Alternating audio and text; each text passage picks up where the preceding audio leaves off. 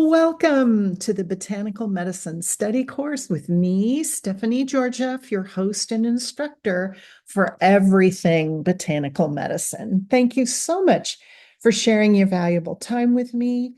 Welcome to all long-term subscribers and welcome to new subscribers. And thanks for all of the likes and shares. I truly, truly appreciate it. So, for this week's Herb of the Week, we're going to explore a plant that straddles numerous uh, titles. It's definitely a delicious culinary herb, but it also is incredibly healing and is present in numerous healing paradigms, and that is the herb of lemongrass. Now, lemongrass has a wonderful Latin binomial that can be different types of Latin binomials. So you need to be careful when you're looking for it, but it's Cymbopogon schoenanthus. And we're just going to call it lemongrass, or we'll be here all night.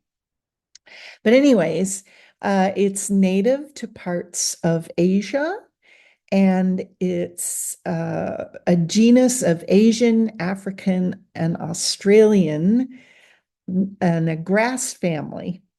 And it's commonly cultivated for both its culinary and medicinal properties. And it's cultivated all over the world where there are climates that are more hospitable to it. So it's cultivated in South America, primarily in Brazil, also parts of Central America. Now, this herb is part of a family that resembles the scent of lemons, and the Latin name Cymbopogon derives from the Greek words kimbe and pogon, which means that in most species, the flower, which looks like a little boat shape structure. Now, lemongrass is a perennial grass family member from the family of Poaceae. And as I said, it's a perennial member, and it is what is considered the tallest of the lemon-scented herbs. So things like lemon verbena, lemon balm, et cetera, et cetera. This is the largest member of that family. And it tends to grow in clumps, which can be up to 4 feet wide. And it's obviously, as you can see from the picture, it's very grassy. It has long, upright blades, and they're bluish green, sharp and thick. And they're also very bulb-like at the base. And there are small leaf buds at the end of each blade. And it's widely used in the cultures where it is native. Sri Lanka, Thailand, Vietnam, the Philippines, and it is used for both medicine and in cuisine. So if you have either eaten Thai cooking or Vietnamese, you know this is the plant that basically knocks the dish out of the park, so to speak, and it really is the signature for those types of cuisines. If you can't find the herb wherever you do your shopping, you can always add essential oil of lemongrass in things such as soups, obviously only a couple drops to get that wonderful flavor. Now, the medicinal actions of lemongrass are numerous.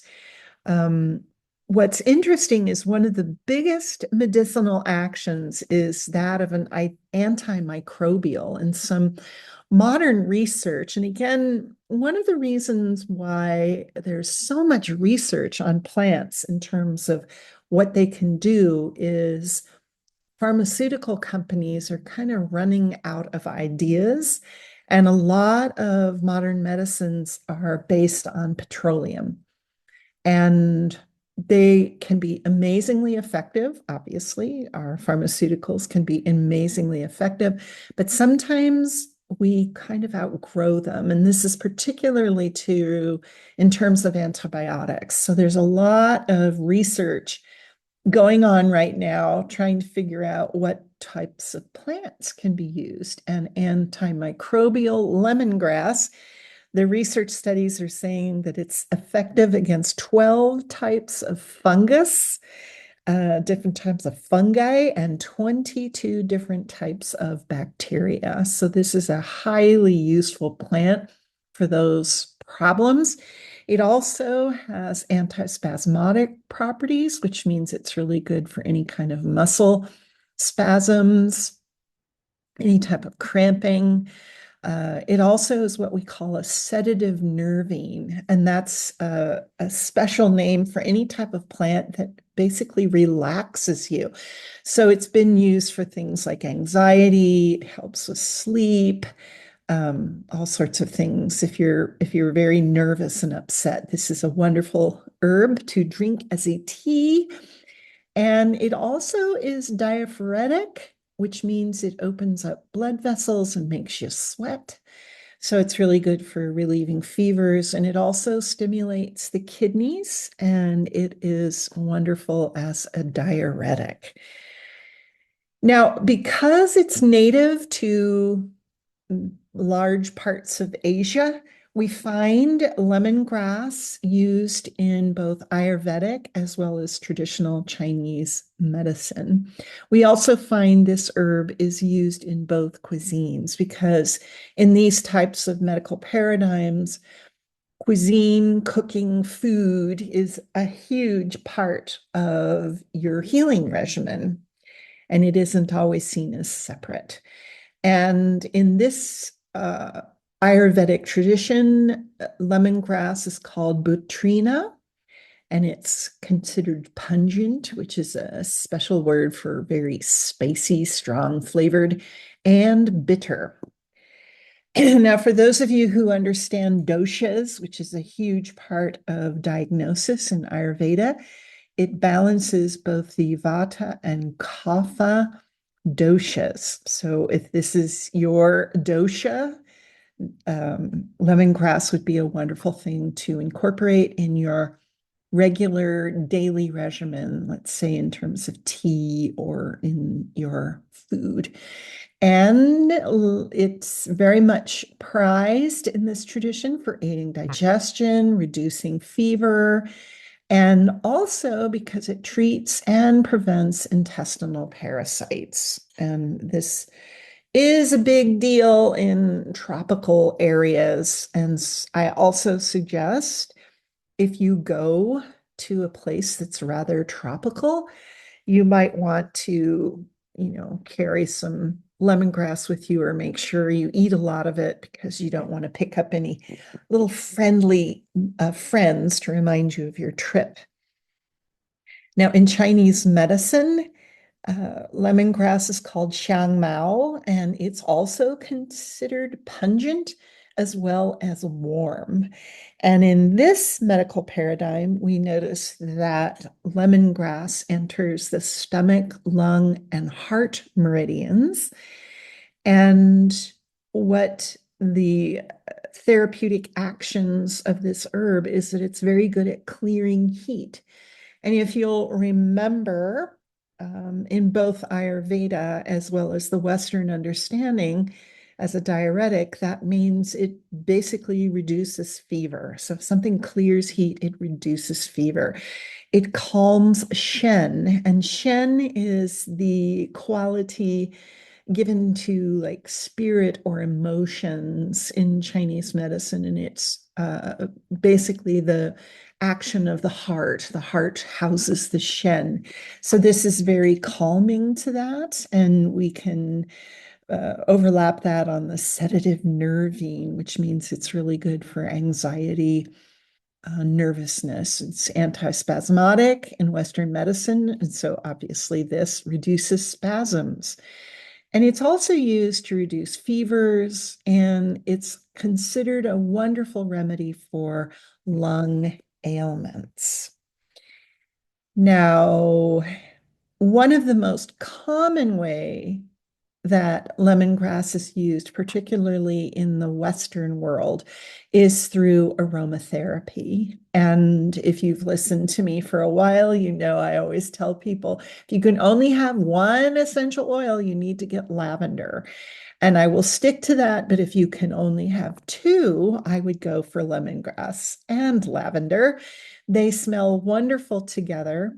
And lemongrass is in a lot of soaps and lotions because it is really good for the skin, particularly fighting acne.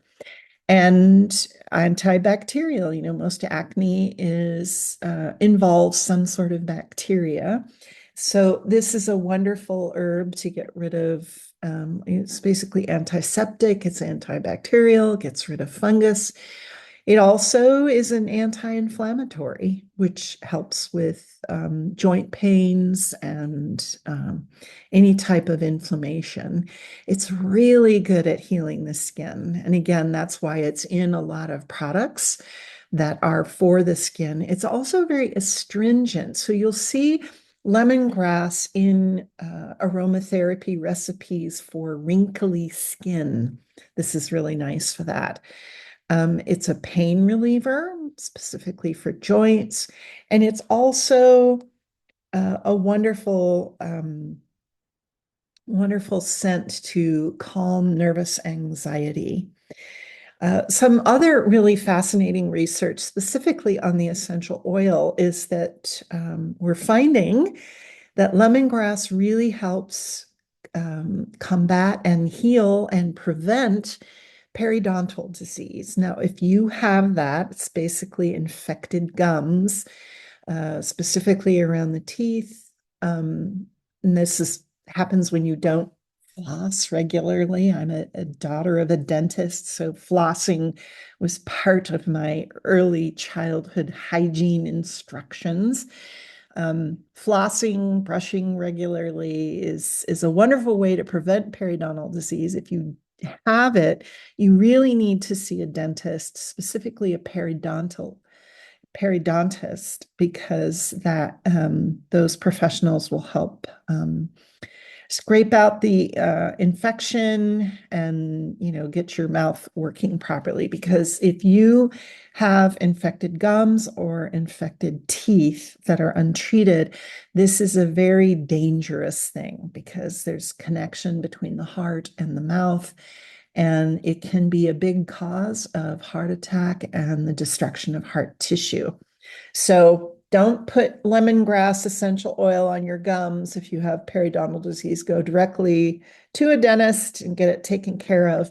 But in order to prevent that, or when you're healing from periodontal disease, lemongrass essential oil in a gargle, any type of mouthwash, will really do the trick. So, and it also will taste really good. So there are all kinds of constituents. And again, because modern pharmacy and biochemists are always looking for substances that can be used to both heal the skin for wound care and also as some sort of treatment for bacterial infections, we know what is in this incredibly delicious grass. And the big one uh, is, the citronelle, the limonene. These are all things that make it smell really good, but it's also the reason why these are the substances that work together to help kill those fungal bugs as well as any type of bacterial infection, but also to work on the nervous system to help calm you down. So these are the things inside there that are working together to make it smell wonderful, taste wonderful, but also be so healing. Now, cooking with lemongrass is really wonderful. And there's lots of information. And I've listed a couple really wonderful recipes and also a link for a YouTube video on how to use lemongrass in cuisine. And you basically want to use the lower part of the stalks of these herbs. That's where the highest concentration of those yummy and healing essential oils are. The top parts, the thinner parts, wonderful for teas. But if you're wanting a really packed flavor, you can do three separate things. There's one where you peel off the external layers of the lemongrass stalk, and then you cut it up into about 3-inch pieces. The formal term for this is lemongrass batons, and they work really well in soups, stews, and curries. Now, it's very difficult to eat these things. They're pretty tough. And actually, what you should do before you add that is you want to hammer them out with like a meat tenderizer, like a mallet, because you want to break up the fibers of the grasses so that the essential oils are easier to get out. The other way you can use the lemongrass is to slice up the bottom part, right where the end of the stalk is, really thinly. And the reason why you want to do that is it is very fibrous. If you have like chunky parts, you're not going to want to chew those and swallow them. But if it's really thin, it's wonderful to stir fry with that, as well as add as a finishing touch to your curries and soups. And another way to use it is to get one of those wonderful citrus zesters, and you want the fibrous end, the one that's, closest to where the roots and stuff are. And you want to grate it up, and you can use that as well. Now, if you don't have access to lemongrass, obviously you can use the essential oil, but a lot of Asian markets will carry things like lemongrass paste. And you can just add this with abandon to whatever you like. It's really, in my opinion, it just makes everything, it's just this wonderful little top note to a complex curry or a pho. It just feels like lemongrass was made for coconut milk, lime, and cilantro. What can I tell you? So it's really refreshing, it's very healing, and it's quite delicious. Now, if you live in a place that's hospitable, and what's interesting is that lemongrass grows really well in sandy soils,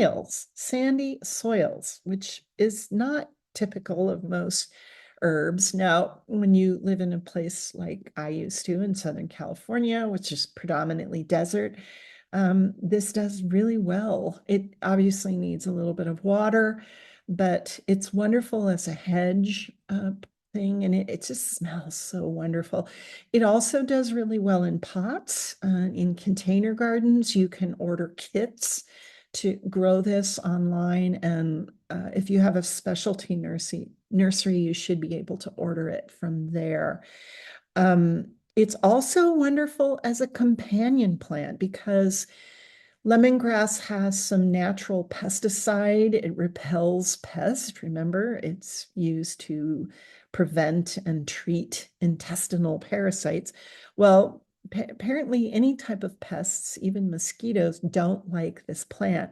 So if you grow it near tomatoes or broccoli, this is kind of a natural companion planting to get rid of pests that would damage your crops.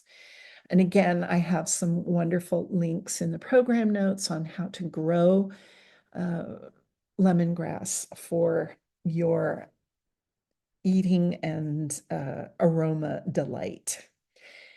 So however you want to incorporate this incredible plant into your life, if you want it in your garden, if you want regular tea, if you're trying to prevent intestinal parasites or periodontal disease, it's just a delicious plant to have on hand. I can't recommend it enough. So this is Stephanie Georgiev saying thank you so much for spending your valuable time with me. Make sure to check the links in the program notes. Excellent links to some really useful and delicious information. And until next time, be well.